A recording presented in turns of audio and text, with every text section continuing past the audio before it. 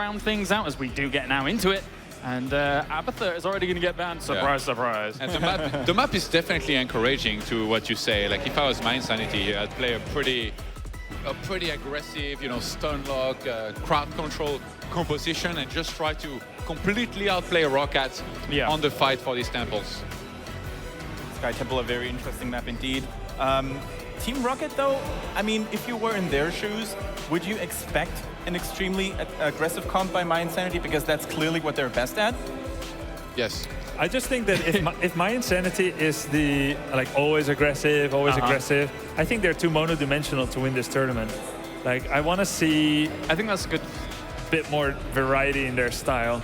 Like show that you can also win an XP style, or that you can win an objective-based style. When we saw Navi having a lot of success, actually, they were very aggressive most of the time, but definitely mixed in a few different builds. That's when, Lamb to the Slaughter and Mighty Gus came into play. They had a few niche picks here and there. We saw Diablo come out at times as well. Tyrande actually gets taken away from mYinsanity, and this time it's ROCCAT who picks it. It was like an insta pick, right? Yeah, oh, you did ban Tyrande? Yeah, okay, we'll take it.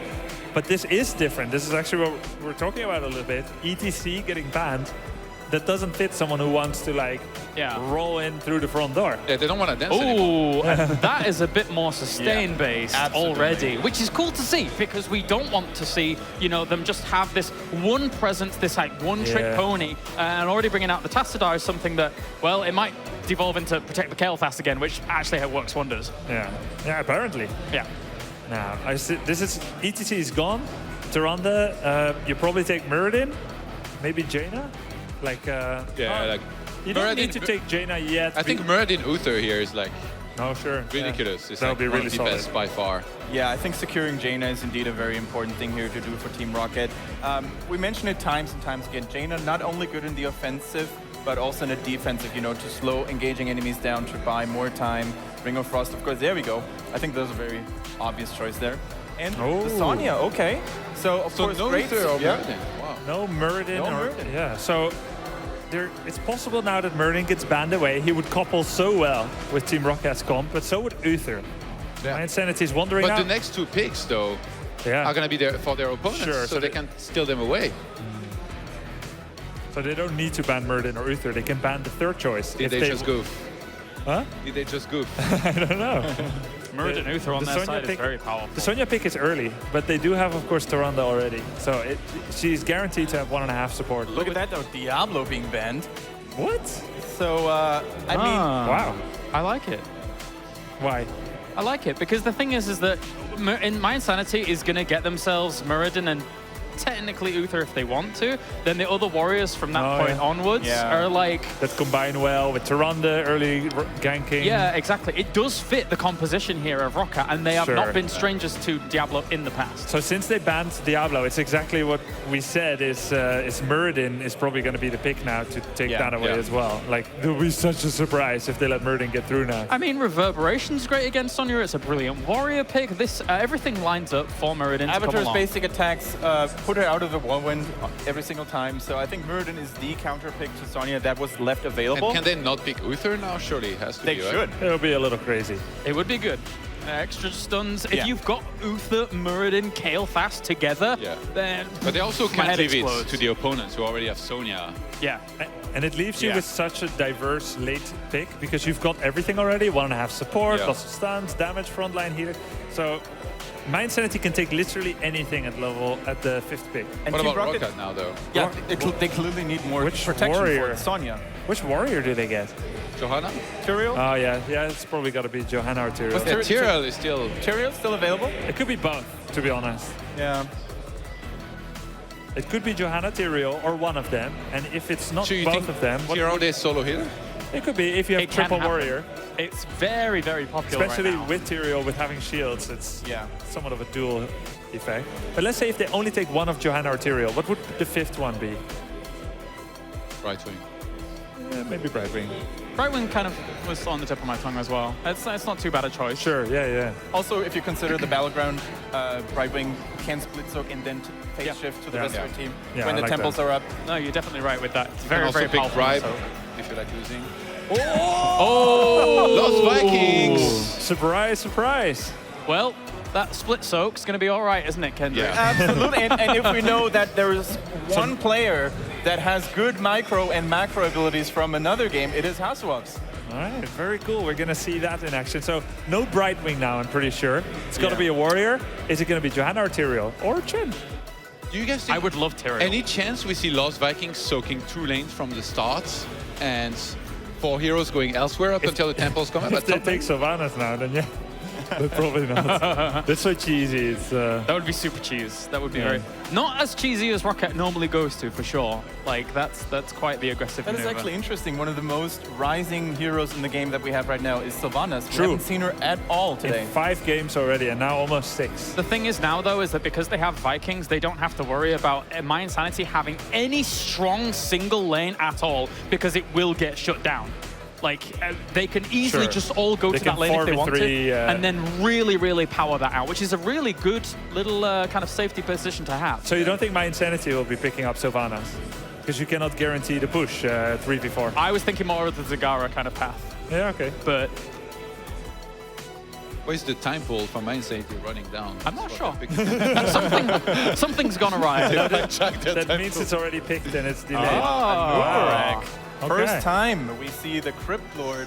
And I'm so surprised at this. I mean, the Beatles spread Chain Bomb. Yeah. You cannot control or micro them. that's what I was going to say about the Vikings too. It's very bold to pick It is Vikings very into bold. a Kel'Thas, who after 13 with chain bombs. You've got a really good point, because everything's just going to spread the Yes, bomb. Chain Bomb Viking. What is it for exactly? Is it This for is a disaster. I think it's to fill the role that ETC or Diablo would. So to have a ganking comp. But is it Maybe Locust Swarm then or Cocoon? It's got to be Locust Swarm. What? Is that actually a bug? No. I mean, we've seen Murky being picked as a sort of Like, filler. as a placeholder, As a placeholder, that but- something went wrong, right? We need a Don't ruling freak on out, this. guys. The last time, Stop typing OS Frog. the last time me and Kylaris experienced this, it was on April the 1st, and the teams were trolling us. Oh, don't. I will never forget. Every time now I see something. Ever forgive? No, that draft was the worst. Forget. Well, yeah, forgive either, actually. Because we fell for it. That draft We was tried to bad. explain the comp. And then we get to see Nuruk actually talking to an admin. He's Yeah. like, So, yes, yeah. yes, I really want Murky. And the admin is like, no, this must be a mistake, right? No, I really want Murky. He's like, all right, guys, we got this. All right, so whilst they're trying to figure that out, what is our final, what do you think, can you theorize here would be the final pick? So first of all, the Anubrak pick, right? It doesn't was- make sense in any kind of sustained comp. 2 reasons. 1, Chain Bomb will blast them to smithereens. Yeah. 2, only one support, Tyrande. And she's not, Not even a full support. yeah, I mean, she's shaping up to be kind of like a full support, but it's not extremely bursty. She can do a lot of numbers, and also because Shadowstalk also gives you a heal as well as the surprise potential of a fight, Yeah. or at least the uncertainty, you kind of negate the damage from coming in from the Sure. very word go when you actually go into the Maybe fight. there's like a perfectly logical explanation, but we're not. We can see it. I'm trying to get there. Let's go, come on. It just doesn't work in a sustained fight. So Team ROCCAT, obviously, they're playing the XP game with Vikings. That's Yes. 1. Yeah. And 2, they're looking to do kills with Tyrande. Like, it's no good to have Tyrande without another stunner. Like, 1 stun isn't worth much. There's a lot of So follow-up. Johanna then is invalid. Yeah, Johanna has like 0.25 second stun. Only Blessed Shield ever. I mean, Yeah. it's not enough. ETC, Diablo were gone.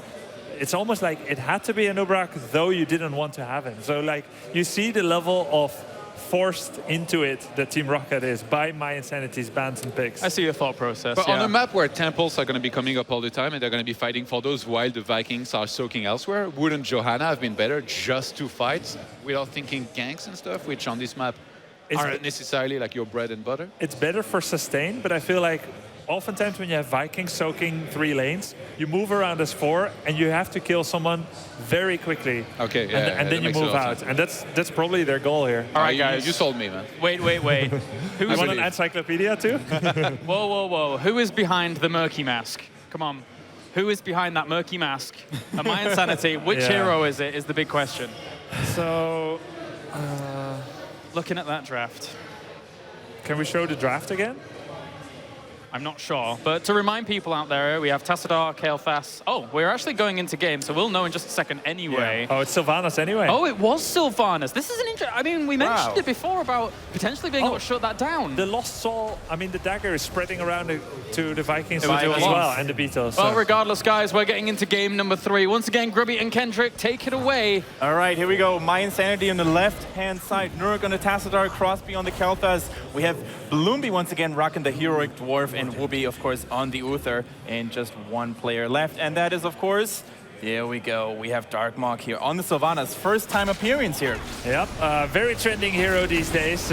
Able to... Oh, Eric down already. Poor Eric. Feels bad, man. Feels really bad for Eric. And Belok and Olaf, they really like that guy. Yeah, they really do. So we've mentioned that going for the Vikings is a very bold move against Kael'thas, against the likes of, Sylvanas as well, because her Black Dagger will do a lot of damage, especially in late game after level 16, making everybody invulnerable. Vulnerable, pardon me. Can they get Crosby? There we go with the... And now we see that Lunar Flare frontline stunner into Perfect action. execution. And I really like that he went in with a Burrow Charge first, because it's the most reliable stun that they have available from great range. And then they followed up with everything they had, Impale, Lunar Flare, and there was just no getting away for Kael'thas here. The cool thing too, when you open with Burrow Charge, you get an auto attack, then the Impale, another auto attack. It just guarantees a lot more damage than some kind of long range poke Impale, you know? So Hazops here with Belok, sneaking in the top lane, trying to soak as much as possible. I like what they're doing here. It's like Vikings 1 per lane. Eric got taken out though. Yeah. But he did soak as much XP as he needed to. And then roaming with 4 to get the kills. Yeah, and you can really see that Whoopi is trying to go all in here, using the Blast Hammer and the Holy Radiance to deal as much damage as possible. And now with the temples available though, it's going to remain to be seen whether Team ROCCAT wants to go for aggression here, or if they want to remain calm and soak while struggling for temple. I think they need to be aggressive with this comp. Okay, here we go. Nice stun chain once again, and down goes Uther. But look at Darkmok at the bottom on Sylvanas there. Has been unopposed for a while already. Took down 1 tower, is going to get a second one. Very good point. Playing Vikings against Sylvanas sucks. Like, you keep taking that poison damage too, you saw that one? Yeah. So Team ROCCAT at least controls top temple here for a while. Now they're rotating towards middle, controlling the middle temple, and that's at least something that goes well for them. But in terms of XP, you could really see that the tower kills early on for Sylvanas did a lot of work. Yeah. And of course as well the temple control now in top. But here we have the 4-man roaming squad coming up again. Anubrak with the backstab. Now joining the lane. It's a 4 versus 3 here for 1/3 actually, if you count the Viking. See the Mercenary Lord, by the way, for the Vikings. With Bribe. Pretty cool. Very interesting. And look at that. Anubrak going for the Underking. Yeah. -2 seconds on the Burrow Charge, as well as increasing the range. I wonder if he's going for Epicenter at level 16. I'm pretty sure about that. I mean, we can clearly see that we're not going for a Beetle build. Wouldn't really make much sense against Kael'thas anyway. So instead relying on that crowd control heavy build, which is a lot harder to play in my opinion, because you have to land your skills in order to be effective. Sure, yeah. But yeah, you don't take Legion of Beetles against Sylvanas and Kael'thas. Wow, don't want to do that. 7 already, taking down that fort there. Sylvanas uncontested, the dream for Sylvanas players all over the world. Exactly, and you could really see how much Darkmok has been doing here. Lunar Flare not hitting this time. Nurk, using Dimensional Shift to get out of harm's way just in time. You can kill a Tassadar like that, but the stuns have to be unbroken. Yes. If there's even just a millisecond left for him to escape, he's going to slip away. Now we have, doing the Bruiser Camp a little bit early here. So normally, teams actually shifted from waiting until 4 minutes or 4 minutes 10 to clearing them a lot quicker. Why do you think that is? It's actually a good question. I mean, normally the team who gets the top temple first has a major advantage during the second one then. Because it will kill off the fort eventually. Well, now they're just capping it early. The counter strategies must be too powerful. So, everyone just captured it quickly. But the problem is for Team ROCCAT, mYi is clearing that. They killed the entire Bruiser Camp and now pushing in with 3 people, including a Sylvanas. 4 people, actually. Wow. And they prioritize, getting the Siege Giant camps and leaving their Bruiser Camp die on top. But very good pickoff. Yeah, I mean, those are going to kill a tower from the back, right? Yeah. The Siege Giants at the bottom left, but they suffered much losses. Yeah. And, you know, Sylvanas now actually being supported by the rest of her team. And there we go. Now an engagement coming in. Redx taking quite a lot of damage. But Sonya, you know, using Whirlwind to get back into good shape. No major commitment here because the second temple on the bottom half of the map is going to spawn very, very soon. Yeah, we have that tower taken down, some minions actually. This is actually XP lost for Team ROCCAT. Yes, exactly. These minions are not giving XP. So this is sort of counterproductive because you want to soak as much with the Vikings as possible. It's a whole wave gone. That's one hero takedown equal. The Siege Giants were actually doing what they're supposed to do, but this time it wasn't actually good for them. It was a little bit of a double-edged sword. As the stun combination there on Darkmork missed. So no kill there. Kind of needed that kill too. If they got it, they would have killed the fort and go to the bottom. But as it stands, they have to rotate already without that prize, that story to talk about. Bottom temple now pew-pewing towards the base of Team ROCCAT, and they're almost 10. I think they're getting a lot to the heroic abilities a lot sooner than Team ROCCAT will if they keep it up. So now they're in position. Crosby is on the run. He's definitely the most wanted. The Impale gets through. Follow up by Lunar Flare. Wonderful execution and actually kind of nice. Yeah, I don't know exactly what happened there, how that led up to Crosby being there by himself, but it's a nice gank by Team ROCCAT, and they're just saying we're soaking all the lanes, we're giving you the temple, but we're doing vanilla push damage, getting this fort, getting the heroes. And let's take a look at the heroic abilities power here. Of the Vikings. Yeah, we see that, and we also see Cocoon on Anubarak. So, what do you think should be the the prime target here to be cocooned? I guess you cocoon Uther. Uther? Because otherwise he might actually just Divine Shield. Whoa, silence! Whoa, whoa. Oh, they still get Sylvanas, wow. That was a lot of damage coming from just Kel'Thas Sylvanas. It's pretty scary. All of a sudden, the tides have turned. Team ROCCAT with the aggressive stun chains. Well, that's actually the playstyle that mYinsanity wants to go for. Bloomby now. I'm so surprised that Bloomby jumping in there, getting Divine Shield to be safe, though. Was that actually worth it? I don't think so. You had to blow a long cooldown after the recent patch. Yeah. Divine Shield 90 seconds from now on. So it's worth it to save him, but he chased the Sylvanas was dead. Yeah. He wanted to like hold them up. He figured there'll be follow-up soon and more kills, but they were held up by the minion wave. Yeah. But once again, I want to stress the fact that Team ROCCAT adapting and playing a style that we would have actually expected coming in from mYinsanity. Yeah, mYinsanity, Team Liquid, they play those kind of styles, but very cool to see that kind of roaming comp here from Team ROCCAT. XP is equal, even though the takedowns is 4 versus 1.25. That's because mYinsanity was able to do more siege damage thus far. A bit more XP soak, ironically, against the Vikings. And you can see times and times again, you can never let Sylvanas do her thing. Yeah. If you let her push a lane, like they did in the early game on the bottom. That was an early game mistake. Yes.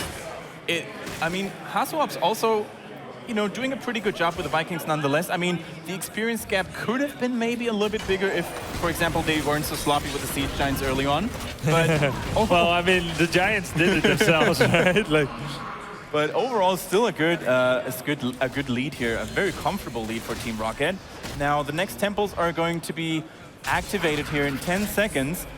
I think the cocoon is to put, the cocoon is 100% meant for Uther. Yeah. Except like in skirmishes where you'll just do it on whoever is best at the time. Yeah. You take your Uther, there's no cleanse and no Divine Shield, so your stun target will die. Also, except for Sylvanas, they don't really have a lot of good basic attack heroes, you know, that can clear them very quickly. Yeah, Sylvanas does it pretty quickly with the dagger. Yeah, exactly. But it's pretty much the only one. I think the cocoon lasts for like, what, is it 6 seconds? Even if it's 1 or 2, that's enough to prevent the timely Divine Shield. Yeah.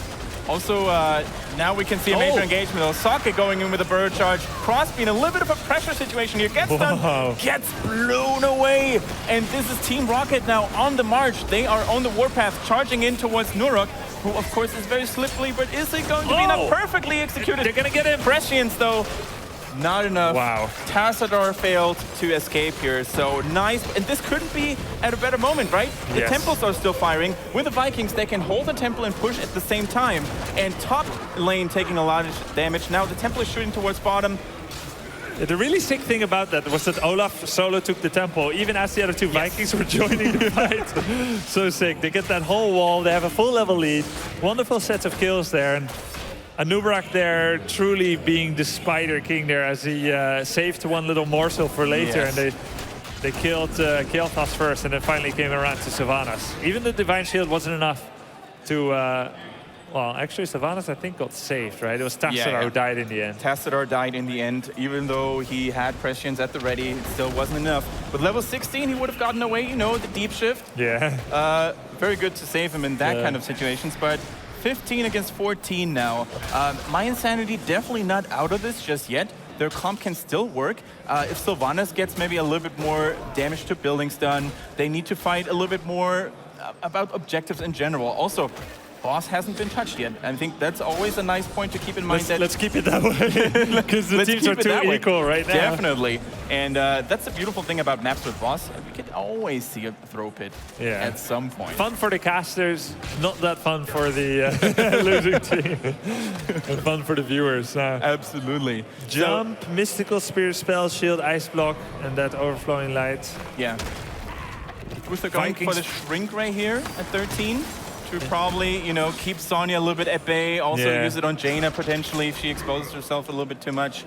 Really liking the Anubarak play so far. Like it's such a it's getting so much value this game. Not only is it mechanically really well done, but also the talent choices have been matching the playstyle and the counter strategy extremely well. That's what I like about it, and I really wonder if he's going for Epicenter now. It's actually not a great talent. It's more like funny, 85% bigger impact area and damage. But the damage isn't that good, so that part is like, eh. And then the impact area is like, do you want to get like a 4-man under Kingston? Yeah. And I mean, after all, you have to rely on Tyrande as your solo backup support. So, you know, at Blood for Blood, pardon me, is actually a good source of actually keeping yourself alive for a little bit longer. Exactly, and a little bit of extra burst.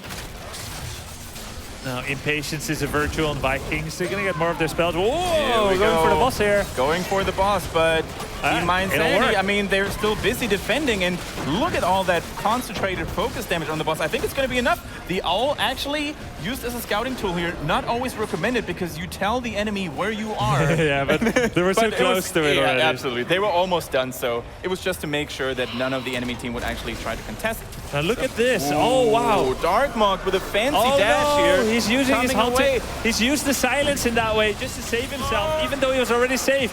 Divine Shield, same thing, but Anubarak's taking a lot of heat. Okay, Blood for Blood wasn't enough. It could actually save him for a little bit there, absorbing or getting a nice chunk of HP, but now Grand Placetti, the next person to fall, and mYi, they are back. They are still hungry, and they want to win this series. But in the meantime, though... That was a great timing to fight for Team ROCCAT, whether or not they got the kill, because it diverted attention away from the boss. Giants are coming in as well. Yeah. They've got the temple, they've got the mercenaries, and the boss pushing. So you could actually say that they tempted and baited Team mYi into a team fight here, and they made it look good for them. But in truth, they still got more XP than they would have from a one-team fight. Yeah, because they were a level ahead. They're still almost a level ahead. But they got the entire temple and the boss, so they got a keep out of it. Whereas if it was a full defense of the keep, they would have saved it probably. And if there's one battleground where taking down keeps is important, then it's Sky Temple, because the game is going to end eventually, because temples, they don't really care. They will just shoot at the next available building. Right. Yeah, that's true. That's true. Eventually, the objective will win the game for you. No more triple temple phases, though. That has been changed. That was always a bit crazy. Right, so 18 against 17. This is still a good time for mYi to make a comeback happen, because it's still a long way for the Storm Shield talent to kick in. Now Bloomby using the Dwarf Toss, going in against Socket, but of course Anubarak, although he's not the most resilient warrior there is, still pretty hard to take down. And he's got a great kit. Nice spear away there by Sonya, and the burrow charge impale away as well. Yeah. So during this, the Vikings are going to reposition themselves to the mid lane, getting that juicy minion wave there. And it's going to be an angry 5-man knock-knock joke here, as they want to attack here with Sylvanas against the towers. Vikings still not coming back. They think they can do it with 4 people. They have the defender's advantage. After a fashion, because Sylvanas is kind of taking that away. I mean, if Team ROCCAT manages to stall mYi long enough for the Vikings to maybe snatch another temple unseen, it could be very good. And not again. Catapults here in the bottom lane too, so... Now, Kael'thas was going for the Vikings, but he got slowed down by the minion wave, got dismounted, and the Vikings are just going to use their spin to win to get the camp. happens actually more frequently than you think it would, that you keep looking on the minimap or a different location and from some angle a minion dismounts you. I was like, oh, why am I so slow? Very close to level 20 here. Vikings took care of that with the additional shots here, taking down towers. This is the time to fight for mYinsanity. Yes. If they want to make it happen, they want to clinch this series, which is at 1-1. Easier said than done, because look at Sneaky Haswebs. Look what he's doing. He's trying to be a nuisance with Eric and the Mercenary Lord Karen kicking in. Look at these empowered siege giants. So Sylvanas has been put on the defense duty. She hates that duty oh so much, but someone's got to do it, and it's got to be her. Yeah, and there Means we that go. more tempo is going to the Team ROCCAT. They got level 20. And now it's Team ROCCAT's time to capitalize on a double hardened shield here on the Manuberak and on Sonya. We also see Boulder Storm on Jaina. Of course, she wants to be very safe. And the improved Shadow Stalk here by Tyrande. Wow, 140% No Storm Shield, speed. exactly, yep. It's pretty cool, and we've also seen that longboat raid, the Ragnarok and roll coming in, and he's gonna use it right now. Yeah, I think Eric would have died there otherwise. Yeah, I think all three might have died, depending on his micro positioning. So the third escape for the boat. There's the running, there's the jumping, and then the boat. Now he's coming out of that. Is he gonna die there? Bloomby dodging a Luna Flare, Impale. Now Whoopi is in a little bit of trouble here, getting chased down by Team ROCCAT. Hardened Shield has been used on Soccer, so he's gonna be a little bit more fragile on that at Nubarak. They're gonna let this temple go. It's just one temple as well. Yeah, look at the heroics. It's 3 down against 0, so You Team should ROCCAT definitely should not. avoid a fight. I agree, Grubby. But are they going to lose a keep? I think yes. So you really have to sort of assess how much mYinsanity is going to commit to this temple and who's holding it. In this case, it's Murden, of course. And they're not even going to get the keep. Yep, the magic of not the enough. temple sleeps. So mYinsanity would love to finish that off, but the minion wave is in the middle, so it's too risky to do it right now. Speaking of risky, Eric. Limit on the edge, look at that. Oh my god, the juke could have actually been real. The jump is now activated though, and Bloomby, you know, he's like, nah, I'm not going to chase that little Viking. Yeah, I think it's sympathy, right, for another small of stature man. But also, I really liked how Hasu Ups used the path very unpredictable. You know, he going in the bush and then turning right abruptly. Yeah, and going through the boss, like, wake this boss up at your own peril.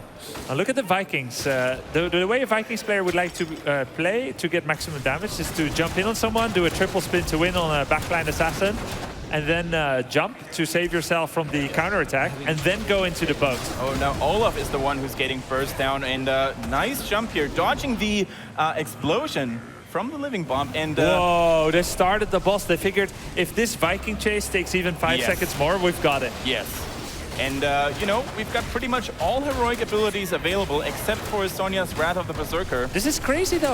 Like, mYinsanity is starting this. They have Force Wall, though. Yeah, they have Force Wall, and they know that not all Vikings are assembled yet. So they're like, okay, guys, you want to split push? Well, we take the boss in the meantime. But it's crazy to do this when you know the opponent is there. They're in such an awkward position. Bruiser Cap pushing in for Team ROCCAT at the top keep. Force Wall already been used. Wow, it might have actually been a little bit too soon, and now they don't have the damage. The AoE is then coming in. Now everybody wants to cap that boss. Everyone get in here. This is an extremely powerful fight. And it looks like Team ROCCAT is dominate, though, because they haven't been poked by the boss all the time. Kelp is falling, and this could actually be game. Nice throw pit. Well done. Did we jinx it, Grubby? What? Did we jinx it?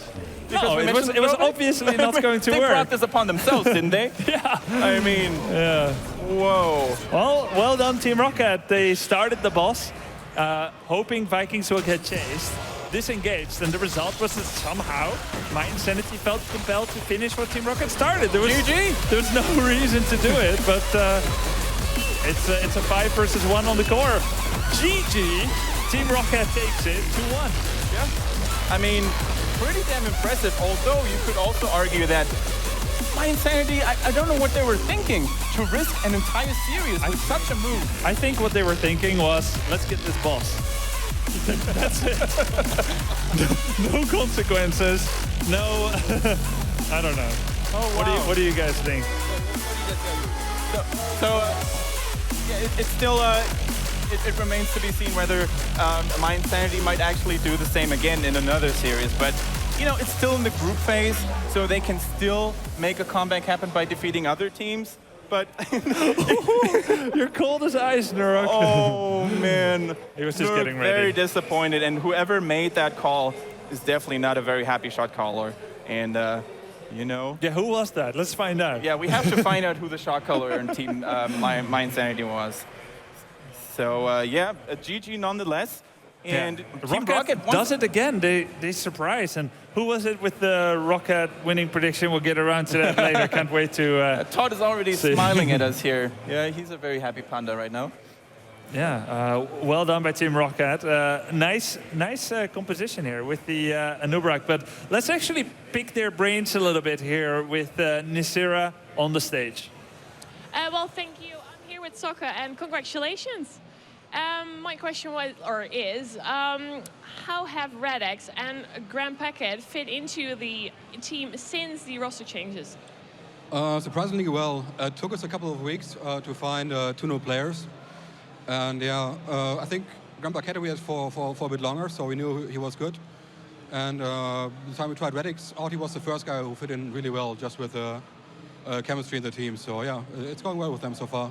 Okay, and well, you come from a StarCraft 1v1 background.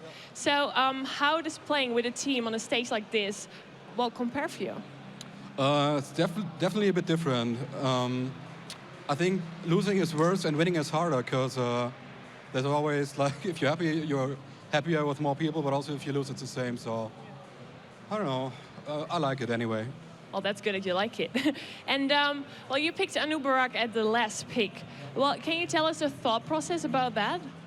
I actually wanted Arthas, like I was playing the warrior, but we chose an Anubarak, I think, because he had an escape, and we wanted to be able to disengage while Vikings were soaking. So I think that's why we got the Anubarak instead of Arthas there. Okay.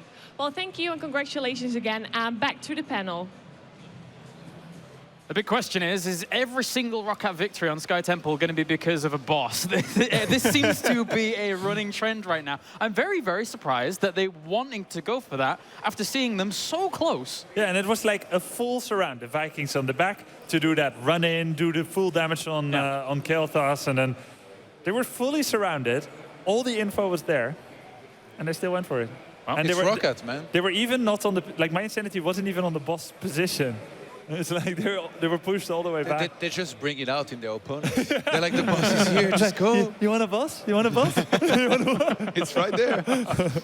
I guess they thought the Vikings were just further away. I don't know. That was an interesting choice nonetheless. ROCCAT capitalizes on that. Anything that really stood out for you there, Todd, in that game? Yeah, that was right. Your prediction? With the prediction for once, for a change. And, you know, it's funny, like you were saying, you know, these old dogs, but their decision making is actually pretty darn good. You know, might not have the best of mechanics out there. I mean, they're pretty good, but decision making is really where ROCCATs are gonna shine a lot of the time in some of these games. Yeah, it's a good point you make there, Todd, but let's take a look at the replay first here. We see that infamous last engagement here, the throw pit, if you want to call it, and I mean, mYinsanity lost the series because of that. So we can see that they're getting surrounded. I think they hoped like for a great wailing arrow or something during... Well, Wooby got wrecked by this boss. I think the idea is like, oh yeah, the enemy is going to stand on the boss pit, and we're going to get like a 4-man wailing arrow, but it missed. He got stunned out of it. As you watch that fight go back, you can see that the cocoon was actually quite useful in the middle of it. Nurok was sealed away for almost the entire duration of them actually killing someone off. So a very, very big 5v4 moment on a very important point. That's why they went Anubarak. They knew this was... You were right, by the way, but the engagements were like... But I didn't realize that he's going to say it was all about the disengage. Because I don't think Arthas would have got as many kills in the early or mid. Yeah, probably not. We didn't consider Arthas even. Like, I don't think any of us mentioned it. But no, well, I was leaning more towards Tyrael at least. But one thing's for sure, though, is that Zocca is very, very comfortable on Arthas. That's why, you know, he's up there saying, I wanted Arthas. It's definitely always a good pick for Zocca, no doubt. And you could really see that in that last scene once again, how much coordination and, you know, game sense it took for them to surround the enemies, because what's the biggest counter to Kael'thas living chain bombs and Sylvanas wailing arrow? Well, you don't split up, or you don't clump up, you split up and make it really hard for the enemy team to hit several of your teammates at the same time. You see how few times actually it came into play this game where it's like, oh no, the chain bomb is being spread by the Beatles and the Vikings to everyone else. Like, it wasn't really happening, was it? Not so much, not so much. Because Cho'Gall is supposed to be supposed to be a little bit of a disease spreading right now, but in this game was definitely more the chain bomb that was spreading around. But they made the fights happen so fast that it barely ever mattered. But try to reproduce this at home and go for a Nubarak at home, and it's like, oh no, this fight is lasting 1 minute. It's so hard to keep up. Well, now for a lot of people, you know, expecting mYinsanity to do well here, that puts them in the losers bracket now, trying to move on forward. Well, that includes me as well, to be fair. It's too grubby. Yeah. That's fine, that's fine. All right, so before we get into, obviously, game number 3, or series number 3 here for Group A, don't forget that you can join in at home. Make sure to tune in at 6 p.m. tomorrow forwards, of course, for the grand finals, and make sure to bind your Battle.net account as well to the Twitch account so that you can get yourself Cho'Gall guaranteed if you don't have it already by December the 4th. And for now, we are going to go to a short break, but make sure as well to check out the Score eSports app on your phone, as they're keeping everything up to date with, Grubby's doing that right now. They're keeping up to date with everything that's going on here. And again, there's also a fantastic preview for today's games. For now, though, we'll go to a short break. And when we're back, it will be the losers game here, moving on forwards in Group A.